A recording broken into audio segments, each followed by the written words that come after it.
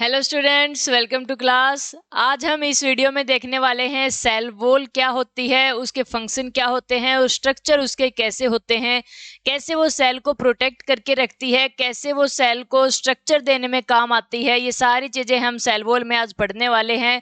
इससे पहले वाली वीडियो में हम सेल मेम्ब्रेन के बारे में पढ़ के आ चुके हैं कि सेल मेम्ब्रेन के फंक्शन क्या क्या होते हैं, डिफ्यूजन क्या होता है, ओस्मोसिस क्या होता है। ये सारी चीजें हम कवर करके आ चुके हैं। अगर आपने अभी तक वो वीडियोज नहीं देखी हैं तो आप उन वीडियोज को देख के आएंगे, तभी आगे समझ में आपको आसानी से आएगा और कंप्लीट चैप्टर आपको समझ में आ जाएगा।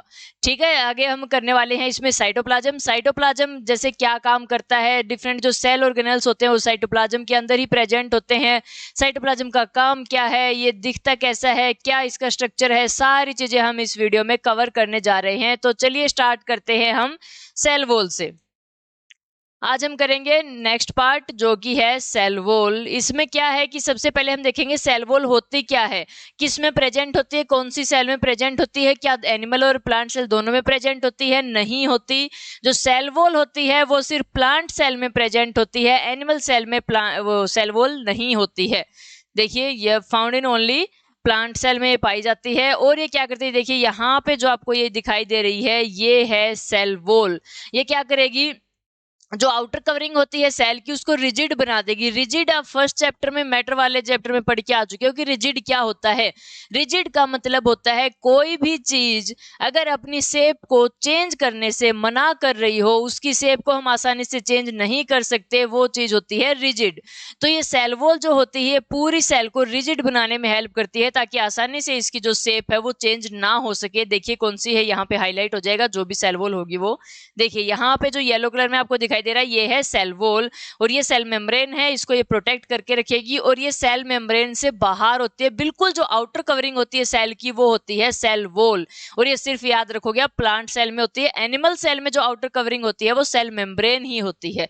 ठीक है, देखिए इस डायग्राम में देख लेते हैं हम कौन सी है present in outside the cell membrane. ये जो आपको दिखाई दे रही है यहाँ पे जो ग्रीन ग्रीन सा पार्ट दिखाई दे रहा है ये है सेल वॉल और ये क्या काम करती है, रिजिड बनाने में हेल्प करेगी। अब सबसे पहले इसका स्ट्रक्चर हमें पता होना चाहिए, फिर हम फंक्शन कर लेंगे।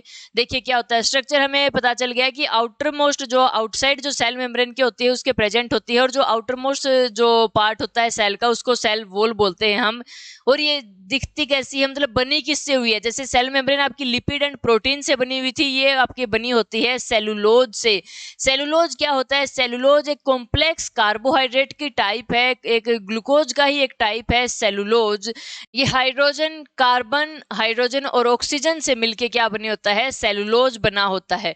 ठीक है, देखिए कार्बोहाइड्रेट का एक टाइप है जो किससे बना होगा, कार्बन, हाइड्रोजन और ऑक्सीजन से। जो सेलुलोज है ये कॉम्प्लेक्स सब्सटेंस है और ये क्या काम करता है, स्ट्रक्चरल स्ट्रेंथ देता है प्लांट को। जो भी उसको स्ट्रेंथ मिली होती है, प्लांट देखो कितने लंबे लंबे हो जाते हैं, पूरे अच्छे तरीके से खड़े हुए होते हैं, ये किसकी वजह से मिलता है, सेलुलोज की वजह से उनको ताकत मिलती है, स्ट्रेंथ मिलती है प्लांट को।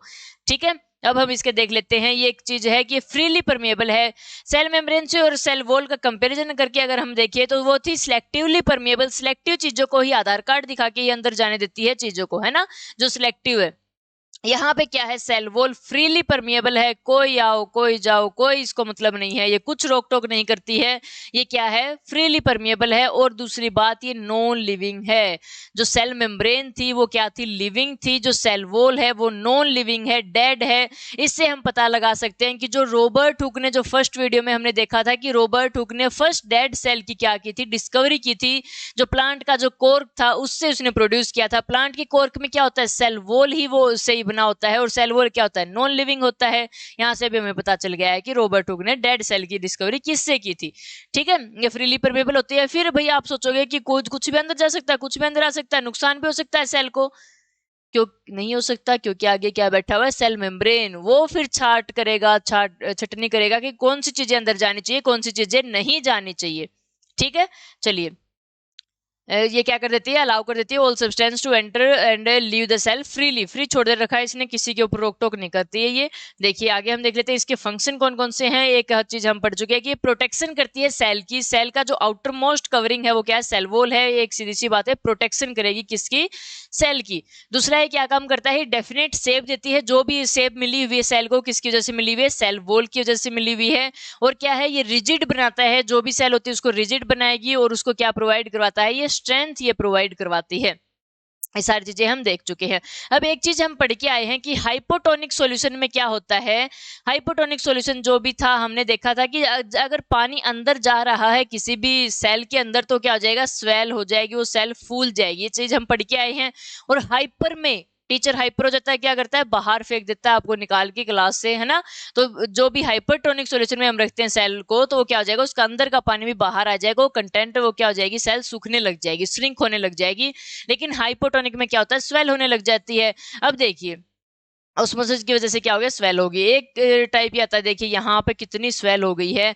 अब क्या हो गया, बड़ा हो गया, अंदर का कंटेंट बड़ा होता जा रहा है, बड़ा होता जा रहा है, बड़ा होता जा रहा है। तो फिर क्या होगा, सेल वॉल पे प्रेशर एक्सर्ट करना स्टार्ट कर देंगे, अंदर से प्रेशर आएगा, सेल वॉल को ऐसे पुश करता रहेगा, पुश करता रहेगा।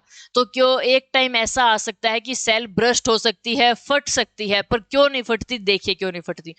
यहाँ पे क्या है, पानी अंदर आया, पानी अंदर आ रहा है, जैसे इसे में देख पा रहे हो आप, यहाँ पे स्वेल हो गई है, सेल आपकी फूल गई है, क्योंकि इतना सारा पानी उसके अंदर चला गया है। और ये पानी अंदर जाके क्या करेगा, प्रेशर लगाएगा अगेंस्ट द सेल वॉल के अगेंस्ट, क्या लगाता है, प्रेशर लगाता है। देखिए ऐसे प्रेशर ये एक्सर्ट कर रहा है, और इससे हमें क्या होता है कि चांस होते हैं कि जो सेल वॉल होती है, जो सेल होती है, वो ब्रस्ट हो सकती है, बिकॉज ऑफ प्रेशर की वजह से क्या हो सकती है, वो फट सकती है, ब्रस्ट हो सकती है। लेकिन क्यों नहीं फटती, उसका रीजन यहाँ पे है, क्योंकि जो सेल वॉल है, सेल वॉल भी क्या करती है, जितना प्रेशर अंदर से आ रहा है उतना ही प्रेशर वो बाहर से अंदर की तरफ लगा रही है, सेम प्रेशर एक्सर्ट कर रही है अंदर की तरफ इक्वल, ठीक है, अगेंस्ट द स्वोलन सेल।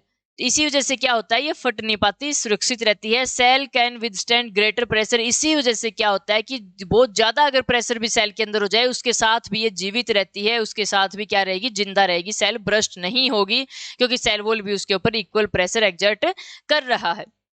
यहाँ तक था आपका सेल वॉल। आगे हम देख लेते हैं साइटोप्लाज्म के बारे में। साइटोप्लाज्म क्या है और ये कैसे काम करता है। साइटोप्लाज्म जैसे आप देखोगे, ये जेली लाइक स्ट्रक्चर होता है, लिक्विड एक सब्सटेंस होता है, जेली लाइक फ्लूइड होता है, जो सेल के अंदर प्रेजेंट होता है। देखिए यहाँ पे क्या है, ये सेल मेम्ब्रेन है, उसके बाहर क्या मिलेगी, सेल वॉल मिलेगी, अंदर ये आपका न्यूक्लियस है। न्यूक्लियस के बारे में भी हम देखने वाले हैं अगली वीडियो में।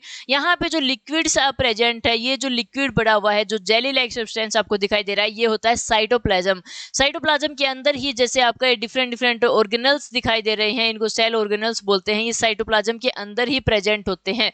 एक चीज याद रखोगे, न्यूक्लियस अलग चीज है, वो साइटोप्लाज्म से सेल ऑर्गेनल नहीं है, वो खुद ही एक सेल का पार्ट है, उसको हम अलग से पढ़ेंगे, ठीक है।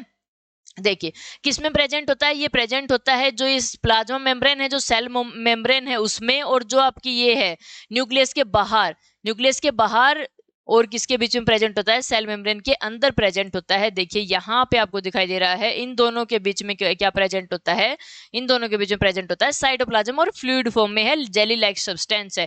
फिर इसके अंदर क्या क्या ऐसी चीजें होती हैं, इसमें होती हैं आपकी सेल ऑर्गेनल्स होती है, बहुत सारी सेल ऑर्गेनल्स, जैसे गोल्जी एपिटस हो गया, एंडोप्लाज्मिक रेटिकुलम हो गया, बहुत सारी चीजें, माइटोकॉन्ड्रिया हो गया, यहाँ पे एग्जिस्ट करती हैं साइटोप्लाज्म के अंदर ही। फिर जो भी उनको सेल ऑर्गेनल्स को क्या चाहिए, खाना चाहिए, न्यूट्रिएंट्स चाहिए, कुछ भी उनको नरिशमेंट वगैरह चाहिए, वो कौन देता है उनको, वो देता है साइटोप्लाज्म। साइटोप्लाज्म के अंदर ही प्रेजेंट होती हैं आपके बहुत सारे सब्सटेंस स्टोर होते हैं, जैसे अमीनो एसिड, ग्लूकोज हो गया, विटामिन हो गया, ये सारी चीजें इसके अंदर स्टोर रहती हैं, और ये किसको दे देती हैं, सेल ऑर्गेनल्स को उनके काम करने के लिए दे देती है नरिशमेंट के रूप में, ठीक है। तो जो भी आपकी सेलुलर केमिकल रिएक्शन होती हैं, कुछ भी आपके काम होते हैं, वो कौन करता है सेल के अंदर, वो साइटोप्लाज्म ही करते हैं। यहाँ पे क्या होता है, part of cytoplasm other than cell organelle is known as cytosol. जो भी इन सेल ऑर्गेनल को अगर हम निकाल दें, तो जो भी लिक्विड सब्सटेंस बाहर बच जाता है, उसको हम क्या बोल देते हैं, साइटोसोल, उनको हम बोल देंगे। देखिए ये जो उनको अगर हम गायब कर दे, तो ये क्या बच जाता है, साइटोसोल बच जाते हैं, ठीक है, इनको हम आई होप आपको यहाँ तक समझ में आया होगा। इसके हम एक बार से फिर फंक्शन देख लेते हैं। ये क्या करता है, ये जो भी मेटाबॉलिक एक्टिविटीज होती हैं आपके शरीर के अंदर, जो भी सेल के अंदर मेटाबॉलिक एक्टिविटी होगी वो कौन करवाएगा, साइटोप्लाज्म वो करवाएगा। और दूसरा इसका फंक्शन क्या है, इसके अंदर बहुत सारे सेल ऑर्गेनल प्रेजेंट है जो अलग अलग डिफरेंट एक्टिविटी करने में आपकी सेल के काम आते हैं। ठीक है, यहाँ पे भी आपको दे रखा है कि सेलुलर केमिकल रिएक्शन है, जो भी काम होता है वो किसके अंदर होता है, साइटोप्लाज्म के अंदर होता है। यहाँ पे अब आती है बात सेल ऑर्गेनल क्या होते हैं। आई होप आपको साइटोप्लाज्म अच्छे से समझ में आ गया होगा। कुछ भी नहीं है उसके अंदर, एक लिक्विड सब्सटेंस होता है, इतना याद रखना है, जेली लाइक स्ट्रक्चर होता है। उसके अंदर क्या क्या होता है, सेल ऑर्गेनल उसके अंदर प्रेजेंट होती है। ये होता कहाँ है, न्यूक्लियस और सेल मेम्ब्रेन के बीच में प्रेजेंट होता है। और उसके अंदर क्या क्या होगा, सेल ऑर्गेनल तो होते ही हैं, और क्या होता है, अमीनो एसिड हो गया, वाटर हो गया, ग्लूकोज हो गया, ये सारी चीजें वहां पे स्टोर होती है ताकि सेल ऑर्गेनल को नरिशमेंट मिल पाए। अब बात आती है फंक्शन क्या है, इनके फंक्शन है ये सारी जितनी भी मेटाबॉलिक एक्टिविटी होती है सेल के अंदर उसको परफॉर्म करेगा साइटोप्लाज्म। और दूसरी क्या चीज है, जो इसके अंदर सेल ऑर्गेनल होती है, वो सेल ऑर्गेनल भी डिफरेंट एक्टिविटी करने में, स्पेसिफिक एक्टिविटी करने में क्या काम आती है, सेल का काम आएंगी सेल को। ठीक है, यहाँ पे अब सेल ऑर्गेनल पढ़ लेते हैं। क्या होता है, ये होते हैं ऑर्गन ऑफ सेल। सेल के अलग अलग ऑर्गन, जैसे हमारी बॉडी के अंदर अलग अलग ऑर्गन सिस्टम, अलग अलग ऑर्गन है, वैसे ही सेल के अंदर भी अलग अलग ऑर्गन्स होते हैं जिनको सेल ऑर्गेनल्स बोल देते हैं हम। देखिए यहाँ पे अलग अलग दिखाई दे रहा है आपको, क्या है, स्पेशलाइज सब यूनिट होती हैं। ये जो स्पेशल होती हैं, अपने अपने काम के स्पेशलाइज होती हैं within a cell that has a specific function. Subunit होती हैं जिनका खुद का कोई ना कोई स्पेसिफिक क्या होता है, फंक्शन होता है, अपने काम में स्पेशलाइज होते हैं सारे सेल ऑर्गेनल्स। ठीक है, देखिए क्या क्या, जैसे एग्जांपल कोई भी इनको काम करना हो, जैसे कोई भी नया मटेरियल बनाना हो, कोई भी वेस्ट मटेरियल सेल से बाहर निकालना हो, एनर्जी देनी हो सेल को, वो सारी चीजें कौन करेंगे, सेल मेम्ब्रेन सेल ऑर्गेनल करेंगे। ठीक है, a cell is able to live and perform all its function because of its cell organelle. जो भी काम आपकी सेल करती है, जिंदा रहने के लिए जो भी फंक्शन परफॉर्म करती है, वो होता है सेल ऑर्गेनल की वजह से। यहाँ पे क्या दे रखा है आपका, all the cell have same organelle. जितनी भी आपकी सेल, जैसे प्लांट सेल के सभी, कोई भी प्लांट हो उसकी सारे सेल के अंदर एक सेम टाइप की सेल ऑर्गेनल मिलेंगे। ऐसे ही एनिमल सेल की जितने भी सेल हैं आपके एनिमल्स के अंदर, उन सभी के अंदर एक ही टाइप के सेल ऑर्गेनल मिलेंगे। वो क्या करते हैं, अलग अलग फंक्शन आपके परफॉर्म करते रहेंगे। वो एनिमल चाहे ऑर्गेनिज्म चाहे कहीं भी प्रेजेंट हो, वो सारे एक ही काम करेंगे। ठीक है, इनको सभी को हम एक एक करके अलग अलग वीडियोस में देखने वाले हैं। और ऐसे आपका क्या होता है, काफी लंबी वीडियो हो जाएगी, आपको भी देखने में मजा नहीं आएगा। इसलिए हम छोटे छोटे 10-10 मिनट की, 15-15 मिनट की वीडियो बनाते हैं ताकि आपको भी पढ़ने में आसानी हो, जो भी पढ़ो वो आपको याद रहे। ठीक है, तो आगे आने वाली वीडियो जो हम न्यूक्लियस वगैरह के बारे में देखने वाले हैं। तो चलिए मिलते हैं आपसे नेक्स्ट वीडियो में।